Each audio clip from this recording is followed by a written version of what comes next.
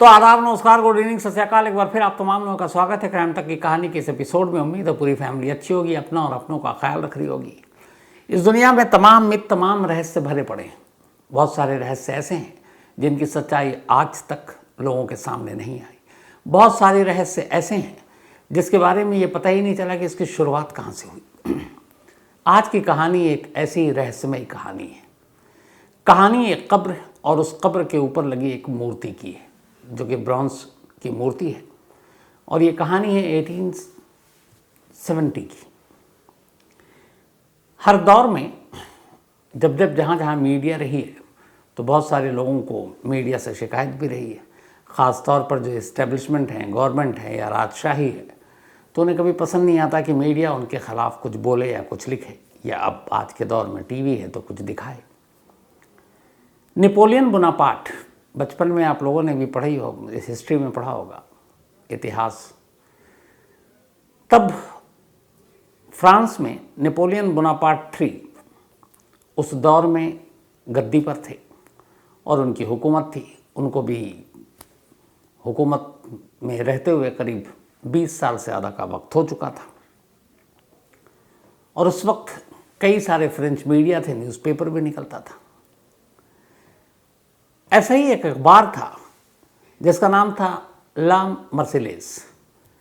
अब ये ला मर्सिलेज actually French national anthem भी है, उसको इसी नाम से कहा जाता है। और इत्तेफाक से जो फ्रांस के प्रेसिडेंट हैं, इस बार 26 जनवरी पे हमारे चीफ गेस्ट भी हैं। तो वहाँ का एक न्यूज़पेपर था ला मर्सिलेज। और ये ला मर्सिलेज जो था ये किंगडम के ख़िलाफ़ था, यानी कि नेपोलियन बोनापार्ट की जो हुकूमत थी लगातार उसके ख़िलाफ़ लिखा करता था। अब नेपोलियन बोनापार्ट के बहुत सारे कज़न भी थे। अखबारों में शाही परिवार के लोगों के बारे में अलग अलग कभी एडिटर्स लेटर में भी खबरें छपती रहती थी। 1869 में ऐसी एक खबर छपी, और ये खबर थी नेपोलियन बोनापार्ट के एक कज़न की, पियरा बोनापार्ट। उस कज़न के और उससे रिलेटेड जो लोग थे उसमें कुछ लेडीज़ भी थीं।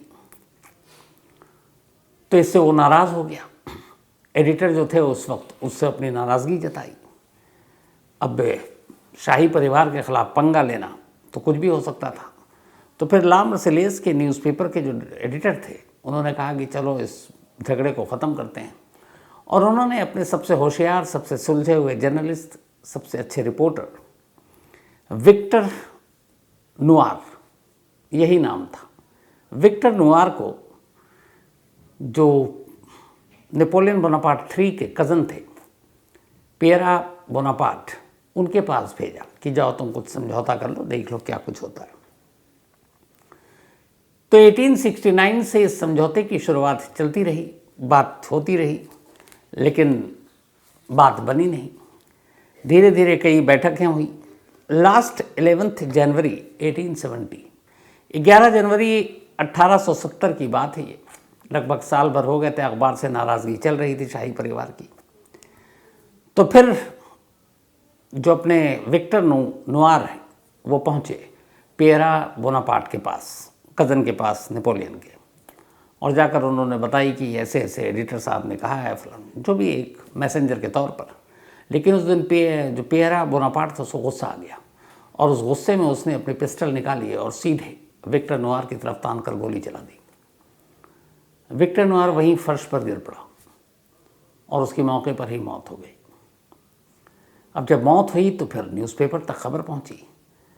अब एक पॉपुलर न्यूज़पेपर जो फ्रेंच वहाँ का, जिसका नाम ही वहाँ के नेशनल एंथम पर उस अखबार को निकाला जाता था, ला मर्सिलेज, उसके एक जर्नलिस्ट को एक शाही परिवार के शहजादे ने, क्योंकि वो प्रिंस था, उसने गोली मारी। तो उसको लेकर खूब हंगामा हुआ और इस राजशाही के ख़िलाफ़ तब तक लोग जागरूक भी हो रहे थे, लोकतंत्र की आवाज़ भी उठ रही थी।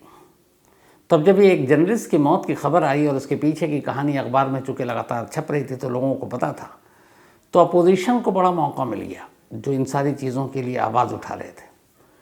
उन्होंने विक्टर नुआर की मौत को एक तरह से एक मुद्दा बना दिया और राजशाही के ख़िलाफ़ आवाज़ उठाने लगे। अब इसके बाद विक्टर नुआर के अंतिम संस्कार था तो लाश के साथ पूरी एक रैली निकली और कहते हैं कि उस दौर में शाही परिवार के ख़िलाफ़ जाकर करीब 1 लाख लोग सड़क पर उतर आए और उसकी लाश के साथ विक्टर के वो कब्रिस्तान तक पहुँचे, सिमेट्री तक, और फिर उसे दफनाया गया। अब लोगों में इस बात को लेकर बड़ा गुस्सा था, लेकिन 1870 ये बात है, जनवरी की, जब ये डेथ हुई थी। कुछ वक्त गुजरा और सितंबर 1870 आ गया। सितंबर 1870 में पर्शियन ने फ्रांस पे हमला किया और फिर राजशाही ख़त्म हो गई, उनका कब्ज़ा हो गया। तो जो विरोध में आवाज़ उठा रहे थे सब, मामला थोड़ा दब गया। अब ये भी हुआ कि अब विक्टर नोआर की बात भी लोग भूल जाएंगे। धीरे धीरे वक्त बीता, करीब 21 साल बीत गए। 1870 को जब गोली मारी गई थी विक्टर को, 21 साल के बाद अब लोगों को याद आया विक्टर नोआर। तो उन्होंने कहा कि विक्टर नोआर की जहाँ पर कब्र है, उस कब्र से उसकी लाश को निकाल कर पेरिस के सबसे बड़े कब्रिस्तान में दोबारा दफनाया जाए। उस ताबूत को निकाला जाए और ताबूत समेत एक दूसरे कब्रिस्तान में दफनाया गया था, तो वहाँ से उस लाश को निकाला गया। और अब जो पेरिस का सबसे बड़ा कब्रिस्तान है उसका नाम है पेरेलिसे। तब ये हुआ कि विक्टर की लाश को पेरिस के सबसे बिगेस्ट जो कब्रिस्तान है पेरेलिसे, वहाँ पे इसको दफनाया जाएगा। लाश निकाली गई बाकायदा तमाम धार्मिक रीति रिवाज के हिसाब से और ले जाकर अब पेरेलिसे की एक कब्र में उस ताबूत को रख दिया गया। कब्र नई बन गई।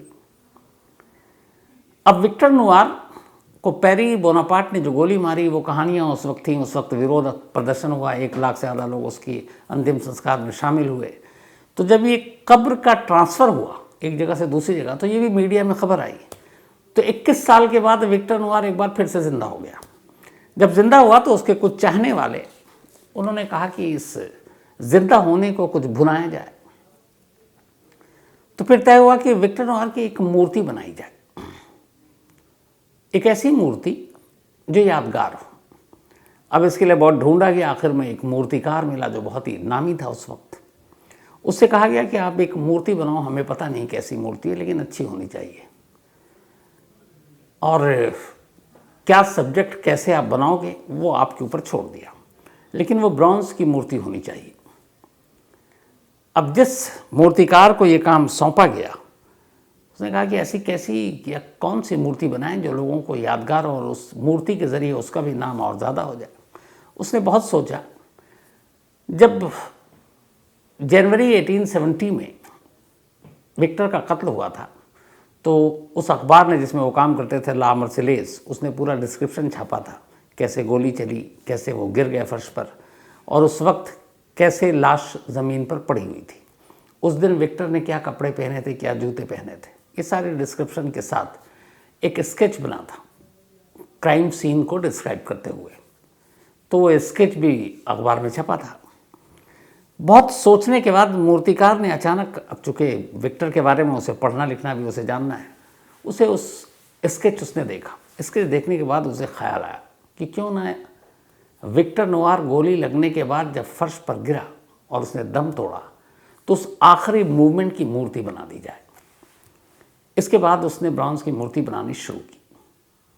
मूर्ति बनकर तैयार, और वो वाकई मूर्ति बेहद शानदार बनाई। हूबहू विक्टर का फेस, उसके नाक, उसके लिप्स, कान, कद काठी, साइज़। अब जब मूर्ति बनकर तैयार हो गई थी, जिन लोगों ने बनाया, जो लोग इसके पीछे थे, उन्होंने कहा कि अब इस मूर्ति को कहाँ लगाया जाए। बहुत सोच विचार के बाद यह तय हुआ कि इस मूर्ति को इसी पेरेलिसे कब्रिस्तान में विक्टर नोआर के कब्र के ऊपर रखी जाए। आइडिया सबको पसंद आया। अब उस मूर्ति को ले जाकर उस कब्र पर लिटा दिया गया, तो फिक्स कर दिया गया एक तरह से। ये जो आप तस्वीर देख रहे हैं, ये वही मूर्ति है जो बनाई गई थी। अब मूर्ति को उस कब्र पर रख दिया गया। कुछ लोग शुरू में आए, जो सारी चीज़ें हैं उन्होंने मूर्ति देखी, चले गए, और एक तरह से लगा कि अब विक्टर नोआर की कहानी एक बार फिर से ख़त्म हो जाएगी। लेकिन ये जो कब्रिस्तान था पेरेलिसे, पेरिस का सबसे बिगेस्ट कब्रिस्तान, अब जब बड़ा है तो इसका मतलब है कि हर रोज़ वहाँ बहुत सारी लाशें आते होंगी, बहुत सारे ताबूत आते होंगे, बहुत सारे लोग आते होंगे उस आखिरी घड़ी का गवाह बनने के लिए। तो उस कब्रिस्तान में डेली सैकड़ों लोग आते थे और जब वो गुजरते तो इकलौता एक कब्र था जिसको वो देखते कि इस कब्र के ऊपर एक मूर्ति रखी है। उस मूर्ति की कहानी वहाँ चर्चा में थी, सभी को पता था, मीडिया में खबर छपी थी। तो उन्हें पता था ये विक्टर नोआर एक जर्नलिस्ट है जिसको नेपोलियन बोनापार्ट III के कजिन ने गोली मारी थी। मूर्ति देखने में इतनी खूबसूरत थी कि कब्रिस्तान में बहुत सारी लड़कियां, महिलाएं भी आती थी। तो कहते हैं कि शुरुआत ऐसे हुई कि एक रोज़ कब्रिस्तान में कुछ लोग किसी मुर्दे को दफना कर लौट रहे थे, उसमें कुछ महिलाएं थी। अचानक उनकी नज़र पड़ी और वो इतना क्यूट मूर्ति लगा कि उन्होंने जाकर पहले उसके पेशानी पे फिर उसके लिप्स पे किस कर दिया और वो वहाँ से निकल गई। इसके बाद फिर ये कई और आए, वो बड़ा खूबसूरत लगता, वो कोई हाथ पे किस कर देता, कोई गाल पे किस कर देता, कोई लिप पे किस कर देता और वो निकल गए। अब फिर धीरे धीरे यहीं से रहस्य शुरू हुई कि अचानक पेरिस के अंदर एक रूमर उड़ा, अफवाह ये उड़ी कि इस पेरेलासे कब्र में एक मूर्ति रखी हुई है एक कब्र के ऊपर जो एक जर्नलिस्ट विक्टर नोआर की है और इसको जो भी महिला जिसको कोई औलाद नहीं होती, जिसने तमाम मिन्नतें कर ली, अगर उस मूर्ति को किस करे तो वो माँ बन जाएगी, वो प्रेग्नेंट हो जाएगी और साल भर के अंदर। अब जब ये बात उड़ी तो धीरे धीरे फिर मीडिया में खबर छपी। अब ऐसी बहुत सारी औरतें, महिलाएं पूरी दुनिया में अपने देश के साथ साथ जो औलाद की खातिर कहाँ कहाँ नहीं भटकती हैं, दर दर भटकती हैं, मंदिर, मस्जिद, गुरुद्वारे, दरगाह, हर जगह बाबाओं के पास, कि कहीं से भी उम्मीद मिलती है कि उनकी गोद भर जाए, वो पहुंच जाती हैं। तो अछूता इसको लेकर अब विदेश के लोग भी नहीं अछूते। तो अब जब ये बात फैली तो बहुत सारी ऐसी महिलाएं थी जिनकी शादी को कई बरस बीत गए, औलाद हुई नहीं। अब वो उस कब्रिस्तान में पहुंचने लगी बिना मुर्दों के साथ। क्यों? बस जाकर विक्टर नोआर की मूर्ति को एक किस करनी है और उस किस करने से उनको उम्मीद है कि वो माँ बन जाएंगी। धीरे धीरे अब तांता लगना शुरू हो गया। अब जब तांता लगना शुरू हो गया तो इसके बाद फिर नई नई कहानियाँ आनी शुरू हो गई। एक आया कि जो मूर्ति को किस करे प्रेग्नेंट तो होती है।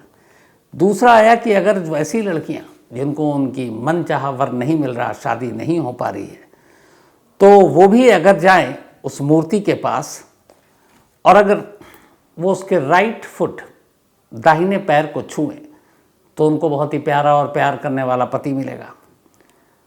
अगर उसके बाएं पैर को कोई छुए तो उसको ट्विंस यानी कि जुड़वा बच्चा पैदा होगा। तो लिप्स करना, पैर छूना, दोनों पैर छूना, यह जो एक हैट है मूर्ति में, उस टोपी में अगर कोई गुलाब डालता है तो उससे भी उसको मन चाहा पति मिलेगा, औलाद होगी। तो ये सारी चीज़ें तेज़ी से बढ़ना शुरू हो गया। अब और अफवाहें फैलने लगी कि जो माँ नहीं बन पा रही हैं वो उस मूर्ति के जो प्राइवेट पार्ट्स हैं अगर उसको जाकर टच करती हैं तो वो प्रेग्नेंट हो जाएंगी। तो धीरे धीरे ये बात पेरिस के बाहर तक पहुंच गई। अब हज़ारों की तादाद में ऐसी महिलाएं हैं या लाखों की तादाद में जिनकी शादी नहीं हुई। सिर्फ अपने देश का मसला नहीं है, तो वहाँ भी ऐसे कि कोई ऐसा साथी मिले जो मनचाहा हो। तो एक उम्मीद के खातिर ये सब अब सीधे इस पेरेलासे कब्रिस्तान में पहुँचनी शुरू हो गई, ख़ासतौर पर तमाम महिलाएं। अब जब पहुँचनी शुरू हो गई तो कोई किस कर रहा है, कोई टच कर रहा है, कोई पैर छू रहा है, कोई रब कर रहा है। उससे धीरे धीरे ये हुआ कि ये ब्रॉन्ज की मूर्ति बनी थी। उन जगहों पे जहाँ जहाँ ये टच करते, किस करते, वो बिल्कुल आप देखेंगे तो चमचमाने लगा, मतलब वहाँ पे शाइनिंग है। बाकी जगह जो मूर्ति है अपने ओरिजिनल कलर में है। तो अब ये हुआ कि अगर इसी तरह से लोग आती रहीं महिलाएं और उसको टच करती रहीं, किस करती रहीं, छूती रहीं, तो ये मूर्ति अपना असली रंग खो देगी। तो अब क्या करें? तो जिन लोगों ने मूर्ति बनाई, जो इसके पीछे थे, उन्होंने कहा कि रोकना पड़ेगा लोग, ख़ासतौर पर तमाम औरतों को, लड़कियों को। 2004 में ये बात देखिए कहाँ से चला रहा है। और उसके बाद ये कहानी आती 2004 में। 1870 की बात है ये, जब ये हुआ था। और 1891 में कब्र का ट्रांसफ़र किया गया था।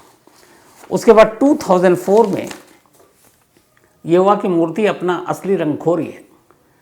तो वहाँ के जो मैनेजमेंट हैं या जो भी लोग हैं और इस मूर्ति के पीछे, उन्होंने उस मूर्ति के चारों तरफ एक बाउंड्री टाइप की खींच दिया, तार लगा दिया और एक बोर्ड लगा दिया कि इस मूर्ति को अगर आप कोई टच करेगा तो उसके खिलाफ कानूनी कार्रवाई की जाएगी। अब आसपास हो गया, आप मूर्ति के करीब जा नहीं सकते क्योंकि घेराबंदी कर दी। कहते हैं कि जैसी ये चीज़ हुई, हज़ारों महिलाओं ने इसका विरोध करना शुरू कर दिया, बाकायदा उस सेमेट्री यानी कि कब्रिस्तान के मैनेजमेंट के ख़िलाफ़, प्रशासन के ख़िलाफ़। और महिलाओं की तादाद इतनी थी कि आखिर में उन लोगों को झुकना पड़ा और फिर कुछ दिन के बाद उन्होंने अपना फ़ैसला वापस लिया, उस घेरेबंदी को हटाया और कहा भाई जिसको जो मर्जी आओ, अपनी अपनी मन्नतों के हिसाब से तुम्हारी जो भी श्रद्धा है, आस्था है, आप करो और जाओ। उसके बाद ये दोबारा खुल गया। ये कहानी का एक पार्ट। दूसरा पार्ट ये है, बहुत सारे लोग कहते हैं कि ये सब बकवास है, इसका कोई साइंटिफिक वो नहीं, ये भी फैक्ट है, आज तक साबित नहीं हुआ कि इसको छूने से कोई प्रेग्नेंट हो जाए। लेकिन ऐसी औरतों की भी एक बड़ी तादाद थी जो जब इस मूर्ति को टच करके या किस करके गई, उसके बाद वो प्रेग्नेंट हो गई 1 साल के अंदर। और उससे पहले उनकी शादी को 10-10, 12-12, 15 साल हो चुके थे और कभी वो प्रेग्नेंट नहीं हो पाई। तमाम डॉक्टरों को भी दिखाया। तो जब वो प्रेग्नेंट हुई और उनका बच्चा पैदा हुआ तो वो अपने अपने बच्चों को लेकर विक्टर नोआर के कब्र पर पहुंची और वहाँ जाकर फूल वूल रखे, कई तो वहाँ पे जाकर तस्वीरें रख दी जो उनका बेबी हुआ। तो ऐसी एक बड़ी तादाद है औरतों की जिन्होंने ये किया। ऐसी बहुत सारी लड़कियों और महिलाओं की तादाद है बल्कि जो वहाँ आईं, उन्होंने पैर को टच किया, किस किया और उसके बाद उन्हें अच्छा जीवन साथी मिला जैसा वो चाहती थी। वो फिर कपल वहाँ पहुँचा और कपल ने जाकर थैंक्स के नाम पर वहाँ रोज़ रखा। तो ऐसे लोगों की तादाद भी हज़ारों में है और ऐसे लोगों की तादाद भी हज़ारों में जो कहते हैं ये सब बकवास है, ये सब अंधविश्वास है। तो अंधविश्वास सिर्फ अपने यहाँ नहीं चलता, दुनिया में हर जगह है। लेकिन इसका आज तक कोई साइंटिफिक ऐसा कोई रिसर्च या रीज़न जो कहे कि हाँ इसको टच करने से कोई प्रेग्नेंट या गर्भवती हो जाए, साबित नहीं हो पाया। लेकिन एक तरफ हज़ारों लोगों की उम्मीद और आस्थाएं हैं जो कहती हैं कि यहाँ आने के बाद, किस करने के बाद, टच करने के बाद ही वो माँ बनी या फिर उनकी शादी हुई। तो दोनों पहलू हैं इस किस्से के। लेकिन ये कितना सच है, कितना सही, कितना अंधविश्वास, कितना विश्वास, ये ना कहने की हालत में मैं हूँ। क्योंकि 1891 से 2004 फिर आज 2023 कोई भी इस बात को साबित नहीं कर पाया। तो एक अजीब रहस्य, एक अजीब पहेली है और कमाल है। और कमाल के लोग हैं दुनिया में और हर तरह के लोग हैं दुनिया में और हर तरह की चीज़ें हैं, हर तरह की रहस्यमयी चीज़ें भी हैं। तो मुझे लगा कि क्राइम तक फैमिली मेम्बर को भी बताया जाए और साथ में ये भी कहूँ कि मैं देखता हूँ बहुत सारे हमारे मेल आते हैं जो ख़ासतौर पर पेरिस में भी रहते हैं, फ्रांस के अलग अलग हिस्सों से भी आते हैं। पेरिस के मुझे याद है कि कम से कम 15 से 20 तो ऐसे लोग हैं जिनके मेल आते हैं। तो जो भी हमारी क्राइम तक फैमिली मेम्बर इस वक्त पेरिस में ये कहानी सुन रही है, मैं आपसे ये चाहूँगा कि हमारी बाकी फैमिली के लिए, उसमें मैं भी शामिल हूँ, एक बार आप ज़रूर इस कब्रिस्तान के और इस मूर्ति के जो भी कहानी है उसके सच को आप अगर बताएं, दिखाएं या आप मुझे मेल करें तो मैं बाकी लोगों तक इसको पहुंचा सकता हूं और बता सकता हूं कि इसमें कितना सच है, कितना झूठ है और इसके पीछे की कहानी क्या है। तो पेरिस में रहने वाली मेरी फैमिली के लिए ये गुजारिश है कि वो इसके बारे में बताएं। और ये जो पेरेलेस कब्रिस्तान है शायद पेरिस का सबसे बड़ा, अगर वहाँ से आप कुछ भेज सके तो सबके साथ शेयर करूँगा। तो आज की कहानी में इतना ही, लेकिन कहानी ख़त्म करूँ उससे पहले वही अपना सिलसिला। आज मनीष कुमार का जन्मदिन है तो हैप्पी बर्थडे मनीष भाई। साथ ही स्वागता लक्ष्मी मुमू, इनका भी आज बर्थडे है तो हैप्पी बर्थडे स्वागता जी, लक्ष्मी जी, मुमू जी, ये तीनों एक नाम है। और ये पत्नी हैं मृण्मय मुमू की और ये दोनों दुर्गापुर वेस्ट बंगाल में रहते हैं। साथ ही आनंद का भी आज जन्मदिन है तो हैप्पी बर्थडे आनंद, और ये लक्ष्य प्रताप ने भेजा है। इसके अलावा विक्रांत कुमार का भी बर्थडे है तो हैप्पी बर्थडे विक्रांत। दिलीप सुथार, इनका भी आज जन्मदिन है तो हैप्पी बर्थडे दिलीप। साथ ही श्रेया शिखावत, इनका भी आज बर्थडे है तो हैप्पी बर्थडे श्रेया, हमेशा अच्छी रहो, खुश रहो। और ये भेजा है रवि सिंह जी ने। और रवि सिंह जी ने इसके साथ ही एक मेल भेजा और एक मेल में एक कहानी भेजी और पता नहीं इन्होंने मुझसे सवाल पूछे हैं। अब मैं उसका जवाब क्या दूँ मुझे भी पता नहीं, लेकिन कहानी इनकी सुन लीजिए, इंटरेस्टिंग है। इनका कहना है रवि सिंह जी का कि इनके एक दोस्त हैं और वो बड़े दान पुण्य करते रहते हैं, साल में करीब 20-25 लाख रुपए वो दान करते हैं। और अभी उन्होंने एक BMW कार ली नई, और उस कार में भी वो निकले कहीं दान पुण्य करने के लिए। रास्ते में जा रहे थे तभी एक पुलिस की बैरिकेड लगी हुई थी जिस पे कोई लाइट या ये नहीं, अंधेरा था तो दिखाई नहीं दिया, BMW टकरा गई, BMW को नुकसान पहुंचा। खैर उसके बाद गाड़ी चलाकर ये लोग एक जगह ढाबे पे खाना खाने के लिए रुके। जब खाना खा रहे थे तभी कोई गाय भैंस आ गई, उसने BMW को टक्कर मारी और नुकसान हुआ। फिर ये लोग सो गए। अगले दिन सुबह होटल में जब उठे, पता नहीं होटल में या कहीं और, ये डिटेल नहीं लिखा, लेकिन सो गए। जब सुबह उठा तो इन्होंने देखा कि कई सारी और गाय भैंस कुश्ती लड़ी BMW से। तो एक BMW, नई BMW को ये लेकर निकले एक नेक काम के लिए, दान पुण्य करने के लिए, और कुछ ही घंटों के अंदर 3 हादसे हो गए। पहले पुलिस बैरिकेड पे, फिर ढाबे पे खाना खाते हुए, फिर सुबह उठे तो, और BMW का बिल्कुल उन्होंने कबाड़ा कर दिया। तो क्या ऐसा, इन्होंने आगे का सवाल पूछा है कि मतलब एक आदमी नेक काम के लिए निकला है और ये ऐसी चीज़ें हैं, तो क्या ये कोई इशारा है? तो रवि भाई कहानी तो मैंने सुन ली, अब इस बारे में मैं बिल्कुल ज्ञानी नहीं। ये मुझे लगता है जो नक्षत्र और बाकी चीज़ें देखकर जो बताते हैं वो बेहतर बता सकते हैं।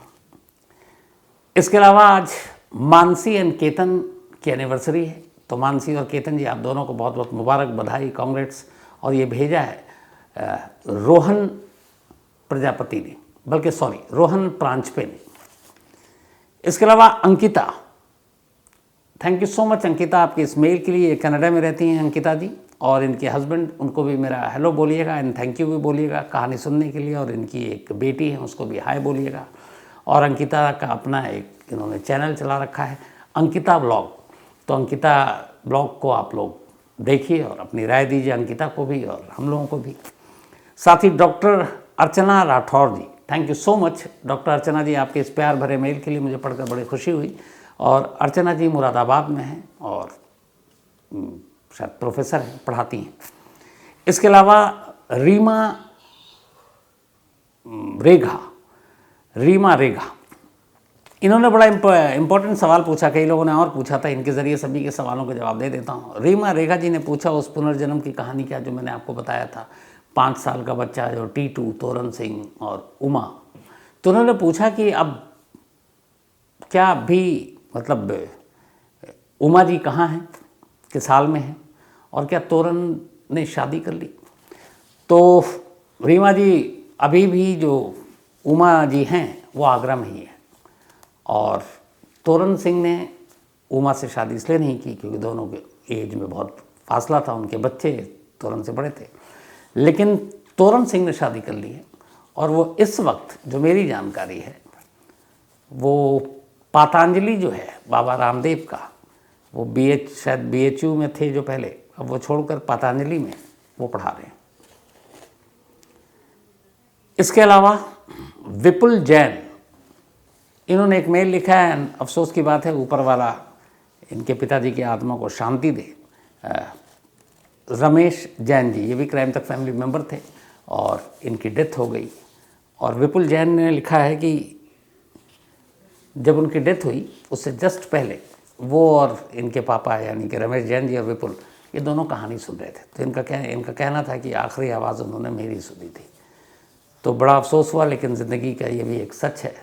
तो विपुल जी, आपको ऊपर वाला हौसला दे इस गम और मुश्किल की घड़ी में, और रमेश जैन जी की आत्मा को शांति दे, यही दुआ है। तो आज की कहानी में फ़िलहाल इतना ही। अब आपसे मुलाकात होगी कल रात 9 बजे किसी नई कहानी के साथ। तब तक अपना और अपनों का ख्याल रखिएगा। Thank you very much.